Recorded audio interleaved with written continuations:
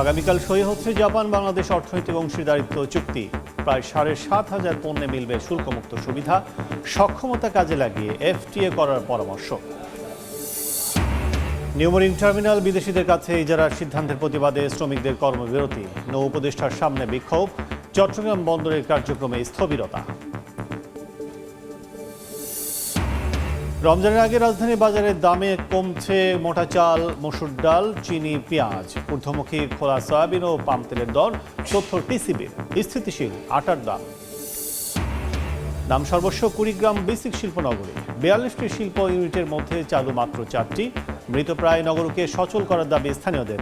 উদ্যোক্তা খুঁজছে কর্তৃপক্ষ। এবং কুয়েতে এক্সচেঞ্জ হাউসগুলোতে আর্থিক লেনদেনে কড়াকড়ি আরোপ। একদিনে সর্বোচ্চ ১,০০০ দিনার লেনদেনের সীমা নির্ধারণ। অর্থ পাচার রোধ ও স্বচ্ছতার নিশ্চিত এই পদক্ষেপ।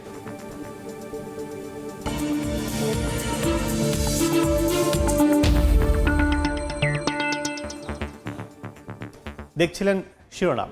আমন্ত্রণ জানাচ্ছি দেশ ও দেশের বাইরের অর্থ বাণিজ্যে নানা খবর নিয়ে আমাদের নিয়মিত আয়োজন এ সময়ের বাণিজ্যে। আপনাদের সঙ্গে আছি আমি কাজল আব্দুল্লাহ। সূর্যোদয়ের দেশ জাপানে খুলছে বাংলাদেশের রপ্তানি বাণিজ্য বৃদ্ধির নতুন দুয়ার।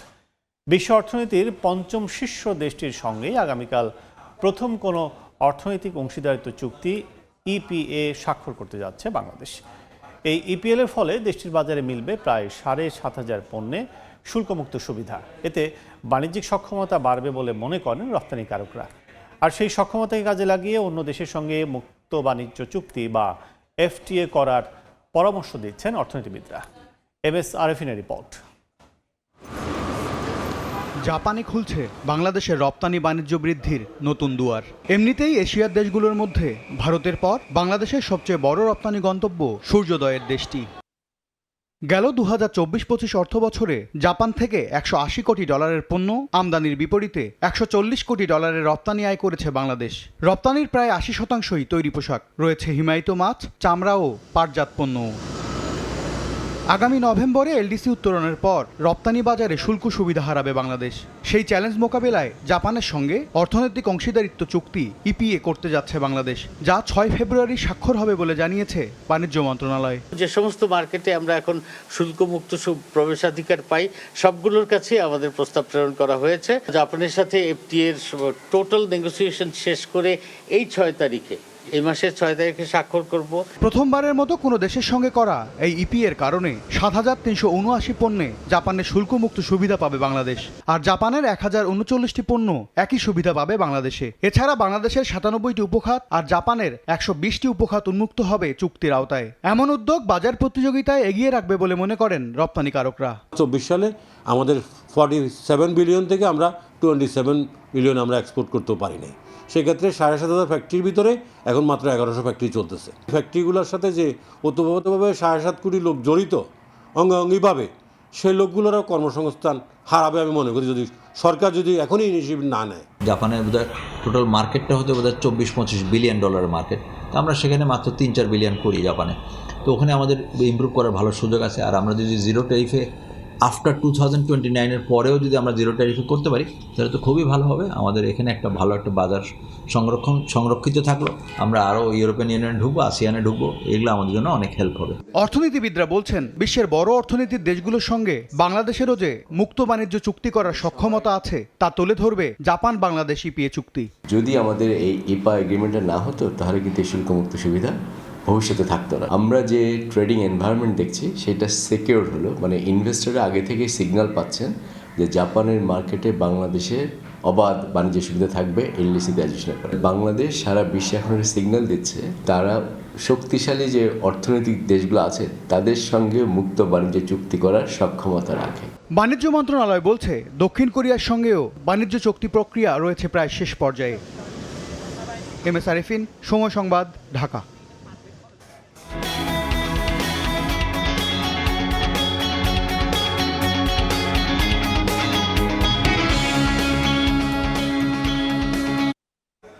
চট্টগ্রাম বন্দরে নিউমারিন টার্মিনাল বিদেশিদের কাছে ইজারার সিদ্ধান্তের প্রতিবাদে অনির্দিষ্টকালে কর্মবিরতি পালন করছেন শ্রমিকরা।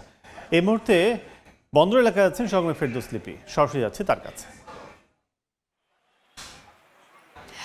চট্টগ্রাম বন্দরের পরিস্থিতি হচ্ছে চরম উত্তেজনাকর। কিছুক্ষণ আগে নৌপদেষ্টা যে পূর্ব নির্ধারিত বৈঠক, সেই বৈঠকের জন্য বন্দর ভবনে প্রবেশ করেছেন, কিন্তু তার আগে বেলা 10:30টার দিকে তিনি যখন 4 নম্বর গেট হয়ে বন্দর ভবনের দিকে আসছিলেন, তখন সেখানে যে অবস্থানরত শ্রমিকরা রয়েছিলেন তাদের অবরোধের মুখে পড়েন এবং দেখা গেছে যে এই 5 মিনিটের রাস্তা কিন্তু প্রায় 20 মিনিট লেগেছে। তার রাস্তা আটকে ধরেছেন শ্রমিকরা এবং যে শ্রমিক যারা আছেন তাদের সাথে কথা বলার জন্য নৌপদেষ্টা গাড়ি থেকে বের হয়েছেন এবং এই সময় নৌপদেষ্টা শ্রমিক নেতাদের সাথে কিছু কথোপকথন হয়েছে এবং তারপর শ্রমিক নেতাদের কিন্তু তিনি জড়িয়ে ধরেছেন এবং পাল্টা আমরা দেখেছি শ্রমিক যারা ছিলেন তারা কিন্তু বিভিন্ন ধরনের গো ব্যাক নৌপদেষ্টা এই ধরনের স্লোগান কিন্তু তারা দিচ্ছিলেন এবং ইজারা চুক্তি প্রক্রিয়া বাতিলের দাবিতে তাদের স্লোগান ছিল এবং বলছে যে কোনো মতে তারা কিন্তু যে এনসিটিকে বেসরকারীকরণ কিংবা বিদেশিদের হাতে দেয়া সেই প্রক্রিয়া কিন্তু তারা বাস্তবায়ন হতে দিবে না, এমন স্লোগান কিন্তু শ্রমিকরা দিচ্ছিলেন। এবং আমরা দেখেছিলাম যে আইন শৃঙ্খলা রক্ষাকারী বাহিনী, বিশেষ করে সেনাবাহিনী, নৌবাহিনী এবং পুলিশ সদস্যরা কিন্তু চেষ্টা করছিলেন শ্রমিকদের সরিয়ে দিতে এবং শ্রমিকদের যে স্লোগান, ক্ষোভ এবং যে অবরোধের মুখে কিন্তু আমরা দেখেছি যে 4 নম্বর গেট থেকে যে বন্দর ভবনে নৌপদেষ্টা প্রবেশ করছেন সেখানে কিন্তু প্রায় 20 থেকে আধা ঘন্টার মতো সময় লেগেছে এবং শেষ পর্যন্ত নৌপদেষ্টা এখন বন্দর ভবনে অবস্থান করছেন। বিশেষ করে বন্দরের যে ঊর্ধ্বতন কর্মকর্তা সহ বন্দর সংশ্লিষ্ট বিভিন্ন সংস্থার সাথে কিন্তু তিনি বৈঠকে বসবেন এবং যারা শ্রমিকরা আছেন তারা কিন্তু বন্দর ভবনের বাইরে অবস্থান করছেন এবং আপনারা জানেন যে এনসিটিকে বিদেশিদের হাতে যে ইজারা দেওয়ার প্রক্রিয়া, সেই প্রক্রিয়ার বিরোধিতা করে কিন্তু গত শনিবার থেকে টানা 3 দিন শ্রমিক সংগঠনগুলো 8 ঘন্টা করে কর্মবিরতি দিয়েছিল, তারপরে একদিন ছিল 24 ঘন্টা এবং গতকাল থেকে যে অনির্দিষ্ট যে ধর্মঘট, সেই ধর্মঘট চলছে এবং আজকে হচ্ছে অনির্দিষ্টকাল ধর্মঘটের দ্বিতীয় দিন এবং সব ধরনের যে অপারেশনাল কার্যক্রম সেটা কিন্তু বন্ধ রয়েছে। বিশেষ করে জেটিতে যে জাহাজগুলো রয়েছে সেই জাহাজ থেকে কিন্তু কন্টেনার খালাস হচ্ছে না এবং কোনো ধরনের অপারেটররা কিন্তু কাজে যোগ দেননি এবং ফলে দেখা গেছে পণ্য পরিবহন, বিশেষ করে যে ডেলিভারি, সেই ডেলিভারির কাজ কিন্তু বন্ধ রয়েছে এবং অন্যান্য সময় দেখা যায় ধর্মঘটে কিন্তু জাহাজ থেকে জেটিতে যে পণ্য খালাস সেটা চলে, কিন্তু এখন কিন্তু সেই প্রক্রিয়াও বন্ধ রয়েছে। এমনকি বহির্নোঙর থেকে জাহাজে করে যে কন্টেনারবাহী যে জাহাজগুলো বিভিন্ন টার্মিনালগুলোতে আসে সেই টার্মিনালগুলোতেও কিন্তু আসছে না এবং এক ধরনের অচল অবস্থা কিন্তু বন্দরে রয়েছে। এবং আজকে যখন আমরা সকালবেলা 8:30টার দিকে বন্দরে 4 নম্বর গেটে এসে পৌঁছেছি তখন দেখেছি যে প্রচুর শ্রমিকরা কিন্তু বাইরে অবস্থান করছেন এবং এই কয়দিন যে ধর্মঘট চলছিল সেই ধর্মঘটে শ্রমিকরা কিন্তু বন্দরের অভ্যন্তরে প্রবেশ করেছেন, কাজে যোগ দেননি কিন্তু অবস্থান নিয়েছিলেন, কিন্তু আজকে সকাল থেকে কিন্তু শ্রমিকদেরকে ভেতরে প্রবেশ করতে দেওয়া হয়নি এবং তারা বাইরে বিক্ষোভ করেছেন, সমাবেশ করেছেন, খণ্ড খণ্ড মিছিল করেছেন এবং তারা দাবি করছেন যে কিছু শ্রমিককে দিয়ে বন্দর কর্তৃপক্ষ ভেতরে কাজ চালানোর চেষ্টা করছে জোর করে, কিন্তু শেষ পর্যন্ত এই ধরনের যে কাজ সেটা কিন্তু সফল হবে না বলে নেতারা হুঁশিয়ারি উচ্চারণ করেছেন এবং তারা বলছেন যতদিন পর্যন্ত সরকার এই যে ইজারা প্রক্রিয়া সেখান থেকে সরে আসবে না ততদিন পর্যন্ত তারা এই কঠোর কর্মসূচি চালাবেন। এবং আপনারা জানেন যে এই বন্দর যে অচল অবস্থা, সেই অচল অবস্থার কারণে কিন্তু বিশেষ করে যে গার্মেন্টস এবং ভোগ্যপণ্য যেই আমদানি, সেই আমদানির বা কিংবা রপ্তানি প্রক্রিয়া সেটা কিন্তু মারাত্মকভাবে ব্যাহত হচ্ছে এবং গতকাল কিন্তু ব্যবসায়ীরা শ্রমিক নেতাদের সাথে বৈঠক করেছেন এবং তারাও আহ্বান জানিয়েছেন সরকারকে যেন দ্রুত আসলে এই যে সমস্যা সেই সমস্যা সমাধান করেন এবং বলতে পারি যে এখন চরম উত্তেজনা কিন্তু বন্দর এলাকায় বিরাজ করছে। নৌপদেষ্টা বন্দর ভবনের ভিতর রয়েছেন, বৈঠকে বসেছেন। তো এই ছিল আমার কাছে এখনো পর্যন্ত চট্টগ্রাম বন্দরে যে অচল অবস্থা তার সর্বশেষ। ধর্মঘটের খবর জানতে এখন সরাসরি যুক্ত ছিলাম চট্টগ্রাম বন্দরে। নির্বাচনী প্রচারণা খবর। নির্বাচনী প্রচারণায় ব্যস্ত প্রার্থীরা নানা প্রতিশ্রুতি নিয়ে চষে বেড়াচ্ছেন পাড়া মহল্লা অলিগলি।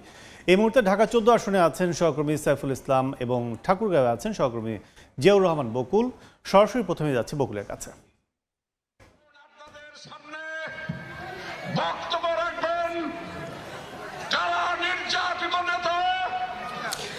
আমি যে জায়গাটিতে দাঁড়িয়ে আছি এটি হচ্ছে ঠাকুরগাঁও 1 আসনের সদর উপজেলার আকচা ইউনিয়নের ফারাবাড়ি এলাকা। অল্প কিছুক্ষণের মধ্যেই হেভিওয়েট প্রার্থী বিএনপির মহাসচিব মির্জা ফখরুল ইসলাম আলমগীর তিনি বক্তব্য রাখবেন। আমরা সকাল থেকেই বেরিয়েছি এবং ঘুরে দেখছি যে নির্বাচনী যে সরগরম সেটি কিন্তু অনেক আগে থেকেই শুরু হয়েছে। এই হেভিওয়েট প্রার্থী অর্থাৎ বিএনপির মহাসচিব মির্জা ফখরুল ইসলাম আলমগীর তিনি কিন্তু বিভিন্ন ইউনিয়নে ঘুরছেন এবং ধানের শীষে ভোট চাচ্ছেন। পাশাপাশি ঠাকুরগাঁয়ের যে উন্নয়ন, রাস্তাঘাট থেকে শুরু করে যেই অবকাঠামো উন্নয়ন, সেই উন্নয়নের প্রতিশ্রুতি তারা দিচ্ছেন এবং ভোটারদের যে উপস্থিতি প্রত্যেকটি জায়গায় আমরা দেখছি যে মির্জা ফখরুল ইসলাম আলমগীর তিনি কিন্তু ভোটারদের প্রতিশ্রুতি দিচ্ছেন যে ঠাকুরগাঁয়ের উন্নয়নে তারা কিন্তু কাজ করবেন এবং ঠাকুরগাঁয়ের উন্নয়নে তিনি সর্বোচ্চ চেষ্টা করবেন, এটি কিন্তু বলছেন। আমরা এই মুহূর্তে দেখছি যে বিএনপির মহাসচিব মির্জা ফখরুল ইসলাম আলমগীর তিনি বক্তব্য রাখবেন এবং তিনি দাঁড়িয়েছেন এবং যারা সমর্থকরা আছে তারা হাতে তালি দিয়ে তাকে সমর্থন জানাচ্ছেন, এটি কিন্তু আমরা দেখছি। আমরা সরাসরি যাব মির্জা ফখরুল ইসলাম আলমগীর বক্তব্য রাখা শুরু করেছেন সেখানে। আমার প্রিয় ভাই ও বোনেরা, মুসলমান ভাই বোনদেরকে আসসালামু আলাইকুম, হিন্দু ভাই বোনদেরকে আদাব, নমস্কার। আমি আপনাদের কাছে অনেক পুরনো পরিচিত মানুষ, তাই না? বয়স্ক মানুষ আমাকে আলমগীর স্যার বলেন, তরুণ যুবক যে আছে তারাও আমাকে আলমগীর স্যার বলেন। আমি বাচ্চাটা করে আসছে, বাচ্চাগুলা একদম আলমগীর স্যার কই, আমার পরিচয় হয়ে গেছে আলমগীর স্যার, তাই না? কিন্তু বয়স হয়েছে কি দেখেন 78। আমার সাংবাদিক ভাইরা প্লিজ আপনারা বসেন না ভাই, বসবে একটু বসবে, আপনারা একটু ধৈর্য ধরেন। ভাইয়া তোমরা কথা কইলে বই কথা কই কয় না, ঠিক না? সবাই কথা কয়, ভুল কইব পারি। আমি তো কথা বলতে চাই। আজকে আমরা এখানে সবাই একসাথে হয়েছি যে আগামী 12 তারিখে আর মাত্র 6 দিন, এই 6 দিন পরেই আমাদের ভোট হবে, নির্বাচন হবে, তাই না? এই নির্বাচন আমরা এইবার অনেক গুরুত্ব দিচ্ছি। নির্বাচনের প্রচার খবর জানতে এখন সরাসরি ছিলাম ঠাকুরগাঁয়ে। মির্জা ফখরুলের বাকি অংশ বক্তব্য দেখতে সময় টিভির ফেসবুক পেজে সরাসরি যুক্ত হন। এবার জানাবো শেয়ার বাজারের খবর। দেশের প্রধান পুঁজিবাজারের এই মুহূর্তে লেনদেন পরিস্থিতি জানতে চলে যাচ্ছি ঢাকা স্টক এক্সচেঞ্জের ওয়েবসাইটে। দর্শক, আমরা যদি একটু বলি যে গত দিনের যে কার্যক্রম শেষ করেছে সেই কার্যক্রমের আমরা দেখছি যে 3 ফেব্রুয়ারি সেটি কিন্তু ঊর্ধ্বমুখী প্রবণতায় সব ধরনের লেনদেন কিন্তু শেষ করে ঢাকার পুঁজিবাজার। সেক্ষেত্রে আজকের লেনদেন যেটি সেটিও কিন্তু আমরা দেখছি এখন পর্যন্ত 2টি সূচক ঊর্ধ্বমুখী এবং 1টি সূচক নিম্নমুখী। ডিএসসি 13 ইন্ডেক্স যেটি বিশেষায়িত সূচক সেটি কিন্তু 3 পয়েন্ট কমে 2018 পয়েন্ট অবস্থান করছে এবং ঊর্ধ্বমুখী পর্যায়ে দুটির মধ্যে ডিএসসির প্রধান সূচক ডিএসসি এক্স 14 পয়েন্ট বেড়েছে, অবস্থান করছে 5280 পয়েন্টে। এছাড়া 9 পয়েন্ট বেড়েছে ডিএসসি সরিয়া সূচক, অবস্থান করছে 1080 পয়েন্টে। 58,235 শেয়ার হাত বদল হয়েছে, যার বাজার মূল্য আমরা দেখছি 177 কোটি 41 লাখ টাকা। এছাড়া 211টি প্রতিষ্ঠানের শেয়ার ঊর্ধ্বমুখী এবং 111টি প্রতিষ্ঠান নিম্নমুখী এবং অপরিবর্তিত অবস্থায় রয়েছে 67টি প্রতিষ্ঠানের শেয়ার দর। শীর্ষ 20টি প্রতিষ্ঠানের শুরুতে যদি আমরা একটু তাকাই সেটি হচ্ছে যে বলা চলে যে দরদামের সেটি হচ্ছে যে শীর্ষ টপ 20 যেটি বলছি আমরা, সেটি কিন্তু শুরুতে আমরা দেখছি ইসলামী ব্যাংক, ব্যাংকিং প্রতিষ্ঠান, এবং শীর্ষ 10-এর মধ্যে কয়েকটি কিন্তু ব্যাংকিং প্রতিষ্ঠান রয়েছে। তার মধ্যে শুরুতে ইসলামী ব্যাংক 53 টাকা 40 পয়সা ধরে প্রতিটি শেয়ার হাত বদল চলছে। সর্বোচ্চ ছিল 54 টাকা 70 পয়সা, সর্বনিম্ন দেখছি আমরা 52 টাকা 60 পয়সা। এছাড়া গতকাল কিন্তু বিক্রি হয়েছে 54 টাকা 20 পয়সা ধরে, অর্থাৎ মঙ্গলবারে। এশিয়াটিক ল্যাব প্রতিষ্ঠানটি 63 টাকা 30 পয়সা দরে তাদের হাত বদল চলছে প্রতিটি শেয়ার। 64 টাকা 50 পয়সা ছিল সর্বোচ্চ, 62 টাকা 70 পয়সা ছিল সর্বনিম্ন আমরা দেখছি। এছাড়া কাশেম প্রতিষ্ঠানটির শেয়ারের দর এখন পর্যন্ত 41 টাকা 40 পয়সা দেখছি, সর্বোচ্চ ছিল 41 টাকা 90 পয়সা, সর্বনিম্ন দেখছি আমরা 39 টাকা 50 পয়সা ছিল। এছাড়া 39 টাকা 30 পয়সা কিন্তু ছিল শেষ গত কার্যদিবসে। ব্র্যাক ব্যাংক দ্বিতীয় অবস্থানে আমরা দেখছি 76 টাকা 70 পয়সা দরে প্রতি শেয়ার বিক্রি হচ্ছে, যার সর্বোচ্চ মূল্য 77 টাকা 20 পয়সা ছিল, সর্বনিম্ন 76 টাকা 50 পয়সা। সিমটেক্স ইন্ডাস্ট্রি 23 টাকা 10 পয়সা দরে প্রতিটি শেয়ার হাতবদল চলছে, 23 টাকা 40 পয়সায় সর্বোচ্চ দেখছি আমরা। এছাড়া মনো ফেব্রিক 21 টাকায় এখন পর্যন্ত প্রতিটি শেয়ারের দাম দেখছি। এছাড়া বলা চলে যে 8 নম্বর অবস্থানে আছে বিডি থাই ফুড। এছাড়া 9 নম্বর দেখছি বরাবরই সরকারি একটি প্রতিষ্ঠান Bangladesh shipping corporation. Bangladesh shipping corporation 114 টাকা 50 পয়সা প্রতিটি শেয়ার বিক্রি করছে, সর্বোচ্চ মূল্য ছিল 115 টাকা 50 পয়সা। তো সব মিলে বলা চলে যে শেষ সপ্তাহের শেষ কার্যদিবসের শেষ মুহূর্তে বিনিয়োগকারীদের প্রত্যাশা থাকে একটু ভালো যাওয়ার, সেই প্রত্যাশায় আমরা এখন পর্যন্ত এই ছিল ডিএসসির সবশেষ।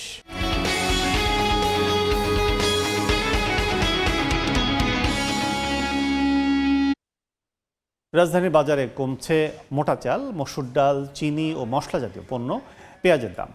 তবে দাম বাড়ছে খোলা সয়াবিন ও পাম তেল। বাজার হিসেবের এমন তথ্যই দিয়েছে সরকারি বিপণন সংস্থা টিসিবি। রাজধানীর বাজারে কমছে মোটা চালের দাম।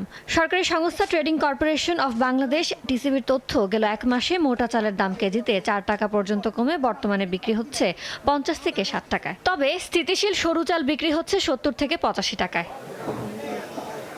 এক মাস ধরে স্থিতিশীল রয়েছে আটার বাজার দর। প্রতি কেজি খোলা আটার দাম 44 থেকে 50 টাকা। বাজারে বাড়ছে খোলা সয়াবিন তেলের দাম। বর্তমানে প্রতি লিটার বিক্রি হচ্ছে 175 থেকে 185 টাকায়। এক মাস আগে যা ছিল 172 থেকে 185 টাকা। খোলা পাম তেলের দামও রয়েছে ঊর্ধ্বমুখী। মাস ব্যবধানে কমতির দিকে রয়েছে মসুর ডাল। প্রতি কেজির দাম 110 টাকা থেকে 120 টাকা। কেজিতে 2 থেকে 5 টাকা কমে চিনি বিক্রি হচ্ছে 98 থেকে 105 টাকা কেজি দরে। নিম্নমুখী প্রতি কেজি পেঁয়াজের দাম পড়ছে 50 থেকে 80 টাকা। ইয়ানু শিফাত, সময় সংবাদ, ঢাকা। নওগাঁয় এটিএম মাঠে 11 দলীয় জোটের নির্বাচনী জনসভায় বক্তব্য রাখছেন জামাত আমির ডাক্তার শফিকুর রহমান। সরাসরি যাচ্ছে সেখানে। মিসাইল নিক্ষেপ করা হচ্ছে, আপনারা জানেন আমার উপর যে মিসাইল মারা হচ্ছে সম্পূর্ণ মিথ্যা, জালিয়াতি। আমার এসআইডি হ্যাক করে যারা এই দেশে জনগণের সরকার চায় না, যারা দলীয় পারিবারিক গোষ্ঠীতান্ত্রিক সরকার চায়, যারা এই দেশকে গোলাম বানিয়ে রাখতে চায়, তারা আমার উপরে মিসাইল নিক্ষেপ করেছে। এই কাণ্ড যারা ঘটিয়েছে ইতিমধ্যে আমাদের সাইবার টিম তাদেরকে শনাক্ত করতে, নির্ভুলভাবে শনাক্ত করতে সক্ষম হয়েছে আলহামদুলিল্লাহ। এবং মেইন কালপ্রিট ইতিমধ্যে পুলিশের হাতে ধরা পড়েছে, তাও আপনারা দেখেছেন। কিন্তু আফসোস, একসাথে বহুদিন মজলুম ছিলাম, রাজপথে লড়াই করেছি, এই দেশবাসীর আমরাও সেবা করার চেষ্টা করেছি, আমরা পরস্পরের বন্ধু ছিলাম। আজকে সেই দলের ভাইয়েরাও আমার উপরে ঝাঁপাইয়া পড়েছেন। যেহেতু একসাথে আমরা দীর্ঘদিন কাজ করেছি, সুখে দুঃখের অংশীদার হয়েছি, 5 তারিখের পর থেকে আমাদের রাস্তা হয়তো একটু পৃথক হয়ে গিয়েছে। আমরা ওটা চাচ্ছি না, আমরা একটা ঐক্যবদ্ধ বাংলাদেশ চাচ্ছি। এই জন্যে আমার পুরানা বন্ধুরা, বর্তমানে যারা এই মিসাইল নিক্ষেপে শরিক হয়েছেন, আজকে আপনাদেরকে সাক্ষী রেখে আমি বলছি, আমি তাদেরকে ক্ষমা করে দিলাম। আল্লাহ তাআলার দরবারে দোয়া করে আল্লাহ তাদেরকে ক্ষমা করে দিন, এবং এই সংক্রান্ত তাদের কোনো অপচর্চার জবাব আমি দেইনি, আমি দিব না। প্রিয় নৌকাবাসী, এটি উত্তর জনপদের একটি গুরুত্বপূর্ণ জেলা। আমার হিসাবে যে জেলাটি এককভাবে বাংলাদেশের খাদ্য এবং ফলের 10 ভাগের 1 ভাগ উৎপাদন করে সারা বাংলাদেশকে সরবরাহ করে, কিন্তু এই জেলাটি বেশ কিছু ক্ষেত্রে তাদের ন্যায্য পাওনাটি, প্রাপ্যটি পায়নি। এখানে ছোট্ট শহর আস্তে আস্তে বড় হচ্ছে, আস্তে আস্তে জনবসতি বৃদ্ধি পাচ্ছে, মানুষের চাপ বৃদ্ধি পাচ্ছে, শহরের ভিতর দিয়ে যে রাস্তাটা, এই রাস্তাটা বাইলেন হওয়ার কারণে চলাচলের দারুণ সমস্যা হয়। এখানকার জনগণ অনুভব করেন এটাকে 4 লেন করা দরকার। আপনারা আমার সাথে একমত, আমিও আপনাদের সাথে একমত। ইনশাআল্লাহ আল্লাহ আমাদেরকে সুযোগ দিলে আমরা তা করবো ইনশাআল্লাহ। এরপরে নওগাঁয় একটা পূর্ণাঙ্গ মেডিকেল কলেজ এবং মানসম্পন্ন মেডিকেল কলেজ হাসপাতাল হওয়া দরকার। আমি কথা দিচ্ছি এটা হবে ইনশাআল্লাহ। শর্ত একটাই, মহান আল্লাহ যদি আমাদেরকে সুযোগ দেন, আপনাদের ভালোবাসা, দোয়া, সমর্থন এবং ভোটের মাধ্যমে আমরা যদি সরকার গঠন করার সুযোগ পাই, তাহলে ইনশাআল্লাহ হবে। এরপরে এটা যেহেতু কৃষি প্রধান এরিয়া, এই কারণে আমরা ইতিমধ্যেই ঘোষণা দিয়েছি পুরা নর্থ বেঙ্গলকে আমরা ইনশাআল্লাহ কৃষি শিল্পের রাজধানীতে পরিণত করবো ইনশাআল্লাহ। নওগাঁয় জনসভায় কথা বলছিলেন জামাত আমির। বক্তব্যের বাকি অংশ দেখতে ভিজিট করুন সময় টিভির ফেসবুক পেজে।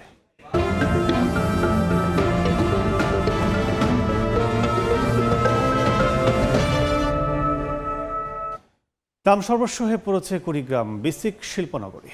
এই নগরীতে 42টি শিল্প ইউনিটের মধ্যে চালু 4টি ইউনিটের অবস্থাও নরবরে। এই অবস্থায় নগরীতে কর্মসংস্থানের সুযোগ তৈরির দাবি স্থানীয়দের। এদিকে কাগজে কলমে শিল্প ইউনিট চালু রেখে উদ্যোক্তা খোঁজার কথা জানিয়েছে কর্তৃপক্ষ। বাদশাহ সৈকতের তথ্য ও জামিল মিয়ার ছবিতে রিপোর্ট। কোথাও বিধ্বস্ত অবস্থায় পড়ে আছে শিল্প প্রতিষ্ঠান, আবার কোথাও প্রতিষ্ঠানের গেটে বা দরজায় ঝুলছে তালা। শুনশান নীরবতায় রাস্তায় নেই মানুষের আনাগোনা। দেখে বোঝার উপায় নেই যে এখানে একটি শিল্পনগরী। উত্তরের জেলা কুড়িগ্রামে ক্ষুদ্র কুটির শিল্প উদ্যোক্তাদের মাধ্যমে কর্মসংস্থান সৃষ্টির লক্ষ্যে 46 বছর আগে প্রতিষ্ঠা করা হয় বিসিক শিল্পনগরী। নগরীতে 44টি ইউনিটের বিপরীতে 133টি প্লট বরাদ্দ দেওয়া হয়, যার বেশিরভাগই হাস্কিং মিল। শুরু থেকে কয়েক বছর শিল্প প্রতিষ্ঠানগুলো চালু থাকলেও আস্তে আস্তে বন্ধ করে দেন উদ্যোক্তারা। বর্তমানে 42টি ইউনিটের মধ্যে বন্ধ রয়েছে 38টি, অথচ 15 থেকে 20 হাজার মানুষের কর্মসংস্থানের লক্ষ্যে গড়ে তোলা হয়েছিল শিল্পনগরী। এমন পরিস্থিতিতে বন্ধ প্লট নতুন উদ্যোক্তাদের বরাদ্দ দিয়ে কর্মচঞ্চল করার দাবি স্থানীয়দের। 2-3টে চাতাল শুধু চলে আর সব কিছু বন্ধ।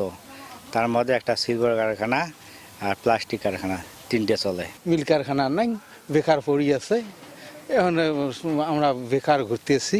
আমরা আশা করব যারা মিলগুলো চালাচ্ছে না, যারা ইন্ডাস্ট্রিজগুলো চালাচ্ছে না, তাদেরকে অন্য প্রয়োজনে অন্য বন্দোবস্ত করা হোক। সরকার চোখ দেখুক, একটু ভালো একটা প্রতিষ্ঠান করুক, আমাদের লোকগুলো করি মিলি খাবি। তখন এরকম যদি ভালো মিল কারখানা থাকতো আমরা করি খেতে পারতাম আর কি। নতুনভাবে কাউকে সংস্কার করে বা অন্য কিছু যাতে ব্যবসা করতে পারে তাকেই বরাদ্দ দেওয়া উচিত।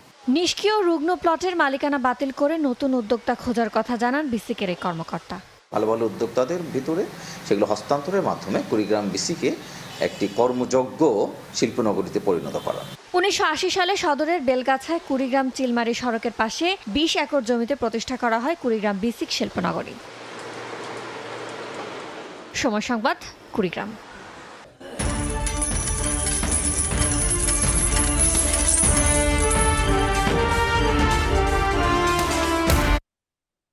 ইউরোপীয় কেন্দ্রীয় ব্যাংক এবং ব্যাংক অফ ইংল্যান্ডের সুদের হার নির্ধারণের আগে স্থিতিশীল মার্কিন ডলার, ইউরো এবং ব্রিটিশ পাউন্ডের দর, আর আগে স্থিতিশীল জাপানি ইয়েনও। ইউরোপিয়ান সেন্ট্রাল ব্যাংক এবং ব্যাংক অফ ইংল্যান্ডের সুদহার নির্ধারণের আগে বৃহস্পতিবার স্থিতিশীল মার্কিন ডলারের মান। ডলার সূচক 0.2% বেড়ে 96.66 অবস্থান করছে, যা গেল 2 সপ্তাহের মধ্যে সর্বোচ্চ। ইউরোপীয় কেন্দ্রীয় ব্যাংক নীতি সুদহার অপরিবর্তিত রাখতে পারে এমন প্রত্যাশায় ইউরোর মানও স্থিতিশীল। প্রতি ইউরো সমান বর্তমানে $1.18। একই সঙ্গে সুদহার অপরিবর্তিত থাকবে এমন প্রত্যাশায় স্থির ব্রিটিশ পাউন্ডের দর। প্রতি পাউন্ড সমান দাঁড়িয়েছে $1.36। নির্বাচনের আগে স্থিতিশীল জাপানি ইয়েনও প্রতি ডলার সমান দাঁড়িয়েছে 156.92 ইয়েন। এদিকে ট্রাম্প ও শি জিনপিং এর ফোন আলাপের পর মার্কিন ডলারের বিপরীতে মান বেড়েছে ইউয়ানের। মান 0.1% বেড়ে দাঁড়িয়েছে 6.93 ইউয়ানে। স্থিতিশীল বাংলাদেশি মুদ্রার মানও। বাংলাদেশ ব্যাংকের তথ্য বলছে বর্তমানে প্রতি ডলার সমান 122.30 টাকা। ইয়ানুর শিফাত, সময় সংবাদ। কুয়েতে এক্সচেঞ্জ হাউসগুলোতে দিনে সর্বোচ্চ 1000 দিনারের বেশি নগদ লেনদেন করা যাবে না। তবে মোট অঙ্কের ওপর কোনো বিধিনিষেধ রাখা হয়নি। অর্থ পাচার রোধ ও স্বচ্ছতা নিশ্চিতে এই সিদ্ধান্ত নেওয়া হয়েছে বলে জানিয়েছে কেন্দ্রীয় ব্যাংক। কুয়েত থেকে মঈন সুমনের রিপোর্টে বিস্তারিত। কুয়েতের আর্থিক খাতে স্বচ্ছতা ফেরাতে বড় সিদ্ধান্ত নিয়েছে দেশটির কেন্দ্রীয় ব্যাংক। এখন থেকে এক্সচেঞ্জ কোম্পানিগুলোতে দৈনিক নগদ লেনদেনের সীমা 3000 দিনার থেকে কমিয়ে 1000 কুয়েতি দিনার নির্ধারণ করা হয়েছে। শক্তিশালী নিয়ন্ত্রক ব্যবস্থার অংশ হিসাবেই এই নতুন নিয়ম কার্যকর করা হয়েছে। এখন থেকে সাধারণ গ্রাহক কিংবা রেমিটেন্স যোদ্ধা সবার জন্যই এই নিয়ম প্রযোজ্য হবে। দেশটির কেন্দ্রীয় ব্যাংক জানিয়েছে নগদ লেনদেনের ঝুঁকি কমাতে এবং অর্থ পাচার ও সন্ত্রাসী অর্থায়ন প্রতিরোধে এই উদ্যোগ। এক্সচেঞ্জ কোম্পানিগুলো এখন থেকে একদিনে কোনো গ্রাহকের কাছ থেকে 1000 কুয়েতি দিনারের বেশি নগদ অর্থ সরাসরি গ্রহণ করতে পারবে না। তবে লেনদেনের মোট অঙ্কের উপর কোনো বিধিনিষেধ নেই। যদি কোনো গ্রাহক 1000 দিনারের বেশি পাঠাতে চান তবে তাকে নগদের পরিবর্তে ব্যাংক অ্যাকাউন্ট বা কেন্দ্রীয় ব্যাংক অনুমোদিত ডিজিটাল পেমেন্ট মাধ্যম ব্যবহার করতে হবে। আমরা যারা ক্যাশ লেনদেন করি আমরা ওই আইনটা যাতে ফলো করি, আমরা যাতে ব্যাংকের মাধ্যমে কাজগুলি করতে পারি। কেনিটের মাধ্যমে লেনদেন করাটা অনেক সুবিধা, নিরাপদ। ক্যাশের মধ্যে অনেক ঝামেলা থাকে, রিস্ক থাকে, তো এই জন্য আমরাও কেনিটটারই সাপোর্ট করি। আর্থিক খাতের নিরাপত্তা নিশ্চিতে এই পদক্ষেপকে ইতিবাচক হিসেবে দেখছেন সংশ্লিষ্টরা। এর ফলে প্রবাসীদের ব্যাংকিং চ্যানেলের উপর নির্ভরতা আরো বাড়বে বলে মনে করা হচ্ছে। মঈন সুমন, সময় সংবাদ, কুয়েত। মার্কিন খুচরা বিক্রেতা প্রতিষ্ঠান ওয়ালমার্টের বাজার মূল্য $1 ট্রিলিয়ন ছাড়িয়েছে। গেল এক বছর ধরে প্রতিষ্ঠানটির ঊর্ধ্বমুখী শেয়ারের দর ইতিহাসের সর্বোচ্চ 26% ঠেকেছে। এর উপর ভর করে শীর্ষ প্রযুক্তি কোম্পানি এনভিডিয়া ও আলফাবেটের কাতারে জায়গা করে নিয়েছে এই মার্কিন জায়ান্ট। খুচরা বিক্রির জগতে বিশ্বব্যাপী সুপরিচিত যুক্তরাষ্ট্রভিত্তিক প্রতিষ্ঠান ওয়ালমার্ট 1962 সালে যাত্রা শুরুর 64 বছর পর রেকর্ড গড়েছে প্রতিষ্ঠানটি। বিশ্বের প্রথম খুচরা বিক্রেতা কোম্পানি হিসেবে ওয়ালমার্টের বাজার মূলধন ছাড়িয়েছে $1 লাখ কোটি। টানা এক বছরে কোম্পানিটির শেয়ারের দাম বেড়েছে 26%। এতে এনভিডিয়া ও অ্যালফাবেটের মতো শীর্ষ প্রযুক্তি কোম্পানির কাতারে জায়গা করে নিয়েছে প্রতিষ্ঠানটি। পণ্যের মান আর সেবার মাধ্যমে বিভিন্ন শ্রেণী পেশার ভোক্তা বাজার তৈরি করতে পারাকে ওয়ালমার্টের উত্থানের বড় কারণ হিসেবে দেখছেন বাজার বিশ্লেষকরা। এছাড়া গত 5 বছরে প্রতিষ্ঠানটির অনলাইন ভান্ডারে পণ্যের পরিমাণ 50 কোটি ছাড়িয়েছে। চালু হয়েছে 1 ঘন্টার ডেলিভারি সেবা। বাজারে প্রতিদ্বন্দ্বিতা বাড়াতে ওয়ালমার্ট প্লাস পরিষেবা চালুর পাশাপাশি বিজ্ঞাপন ব্যবসায়ও নাম লিখিয়েছে প্রতিষ্ঠানটি। কোম্পানিটির আয় বাড়ার কারণ হিসেবে বিজ্ঞাপন বিভাগের মুনাফাকেও সামনে এনেছেন বাজার বিশ্লেষকরা। কৃত্রিম বুদ্ধিমত্তাতে বড় অঙ্কের বিনিয়োগ করছে ওয়ালমার্ট, এমন তথ্য দিয়েছে প্রতিষ্ঠানটির প্রধান বিনিয়োগ কর্মকর্তা লুই নেভেলিয়ার। ক্রেতাদের কাছে সহজে পণ্য পৌঁছে দিতে অটোমেশনকে গুরুত্ব দিয়ে $1 বিলিয়ন খরচ করছে প্রতিষ্ঠানটি। আগামী কয়েক বছরেই কোম্পানিটির বাজার মূলধন $2 ট্রিলিয়ন পৌঁছাতে পারে বলে আশা ওয়ালমার্টের। অন্তরা সেন, সময় সংবাদ। এ পর্যায়ে শীর্ষ সংবাদগুলো জানিয়ে দিচ্ছি আরেকবার। আগামীকাল সই হচ্ছে জাপান বাংলাদেশ অর্থনৈতিক অংশীদারিত্ব চুক্তি। প্রায় 7,500 পণ্যে মিলবে শুল্কমুক্ত সুবিধা। সক্ষমতা কাজে লাগিয়ে এফটিএ করার পরামর্শ। নিউমোরিং টার্মিনাল বিদেশিদের কাছে ইজারার সিদ্ধান্তের প্রতিবাদে শ্রমিকদের কর্মবিরতি। নৌ উপদেষ্টার সামনে বিক্ষোভ। চট্টগ্রাম বন্দরের কার্যক্রমে স্থবিরতা। এবং কুয়েতে এক্সচেঞ্জ হাউসগুলোতে আর্থিক লেনদেনে কড়াকড়ি আরোপ। একদিনে সর্বোচ্চ 1000 দিনার লেনদেনের সীমা নির্ধারণ। অর্থ পাচার রোধ ও স্বচ্ছতা নিশ্চিতে এই পদক্ষেপ।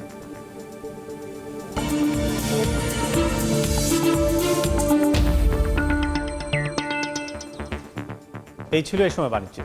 দুপুর 12টার সময় সংবাদের সঙ্গে থাকবেন ওমরিনা। ধন্যবাদ। দুপুর 12টার সময় সংবাদ নিয়ে আসছে কিছুক্ষণ পর। সঙ্গে থাকুন সময়ে।